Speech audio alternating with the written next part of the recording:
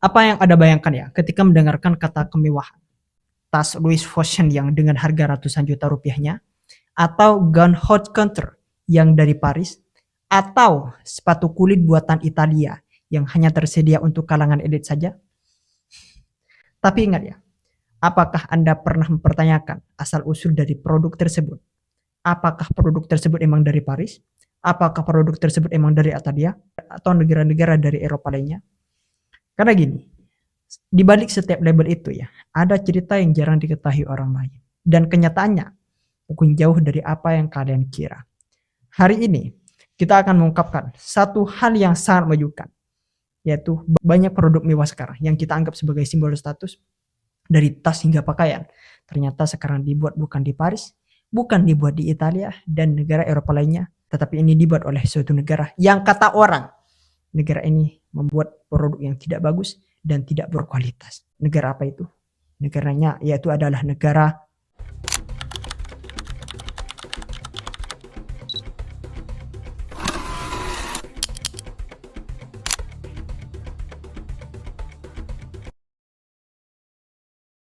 sorry saya cut ya.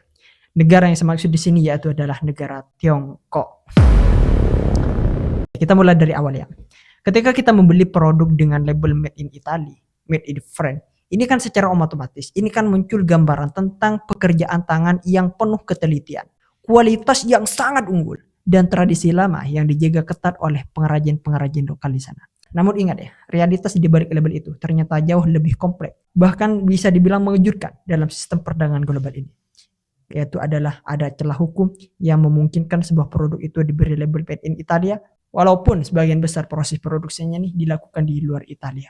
Termasuk tadi, itu adalah Tiongkok. Yang dibutuhkan hanyalah agar substansinya transformation atau proses terakhir yang dianggap penting seperti perakitan atau finishing yang dilakukan di negara tersebut, di negara Tiongkok. Akibatnya, tas mewah senilai puluhan juta rupiah yang kita bangga-banggakan karena katanya dibuat di Milan, dibuat di Italia dan sebagainya. Sebenarnya ini bisa jadi merupakan hasil produk pabrik di Gaza yang kemudian hanya sedikit atau diberi financing akhir di Italia selama beberapa jam yang cukup untuk memenuhi standar pelabelan saja. Kalau kita lihat lebih dalam, hal ini itu bukan sekedar soal efisiensi produk, tapi ini mencerminkan bagaimana branding dan persepsi yang dibentuk itu secara strategis, bahkan bersifat manipulatif. Jadi brand-brand besar nih yang menggunakan narasi heritage atau warisan budaya untuk menjual produknya dengan harga yang premium.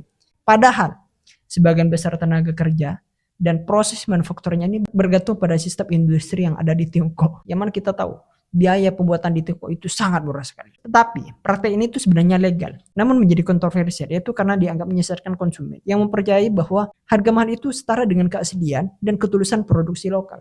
Disinilah muncul pertanyaan etis yang tajam. Apakah label made in Eropa, made in Italia ini masih bermakna di tengah dunia manufaktur global yang sudah sangat terfragmentasi ini atau tidak?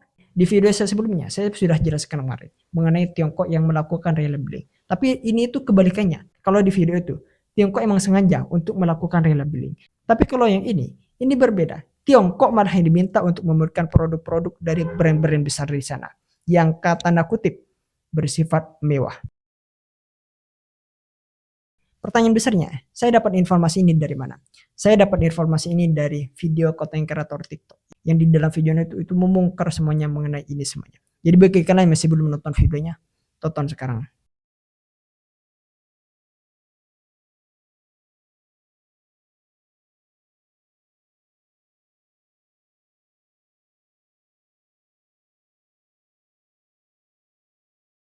Kalau kita lihat ya, video-video dari kreator TikTok yang membongkar bagaimana tas mirip Louis Vuitton atau sepatu sekelas Prada ini diproduksi di pabrik-pabrik lokal di sana. Kalau saya lihat laporan-laporan yang lain, itu bukan hanya mirip, emang benar produk Louis Vuitton itu emang impor dari sana.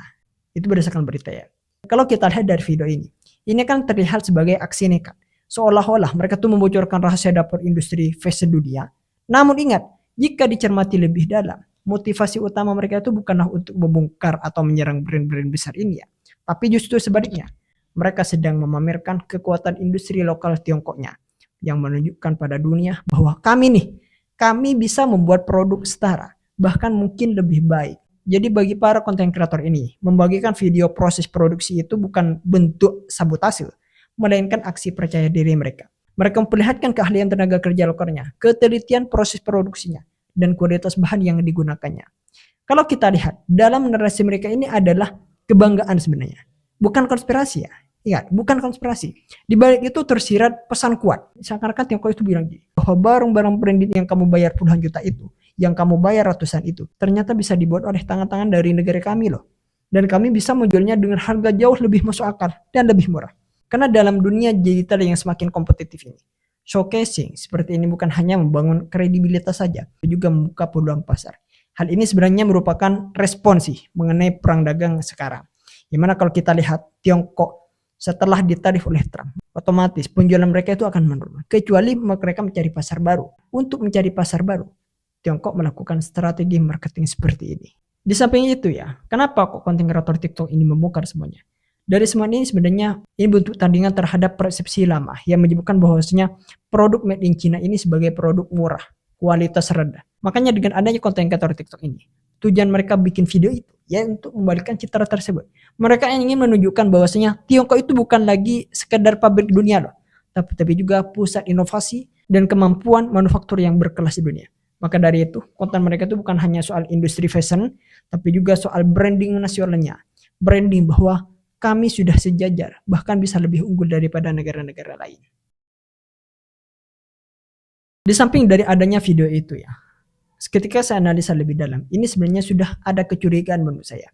Di balik label yang mencolok dan harga yang sangat fantastis ini tersimpan jaringan rantai pasok global yang sangat rumit dan seringkali tidak transparan.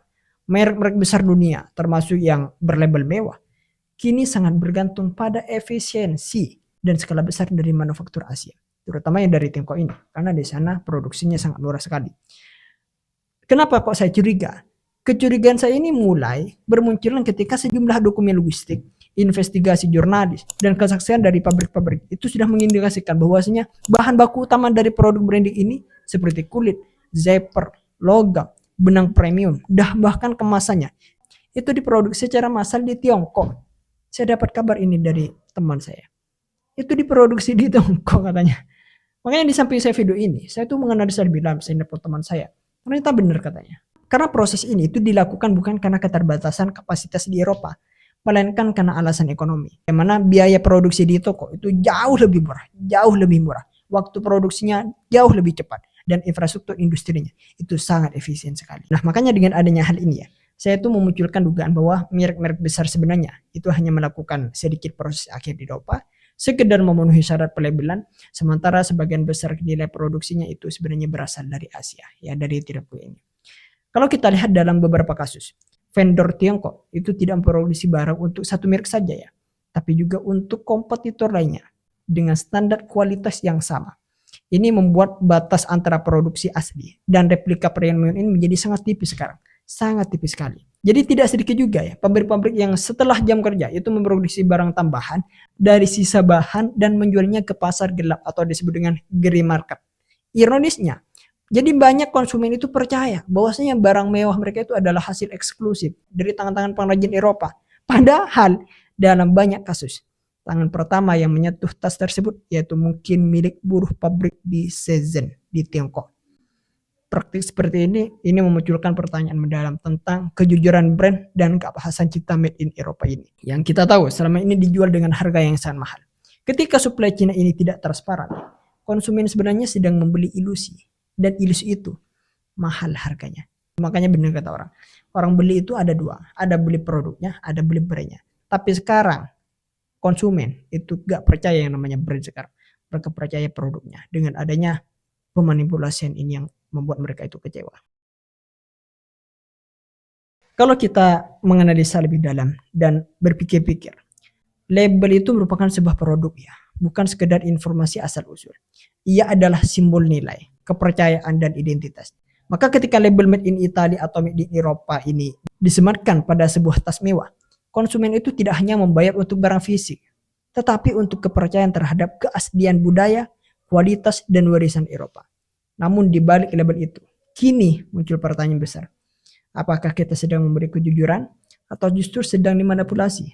oleh industri yang dibungkus dari narasi mewah. Karena jika misalkan mayoritas produksi barang itu dilakukan di negara seperti Tiongkok yang terkenal sebagai pusat manufaktur murah, lalu hanya financingnya atau pengepakan akhir dilakukan di Italia, apakah itu adil bagi konsumen?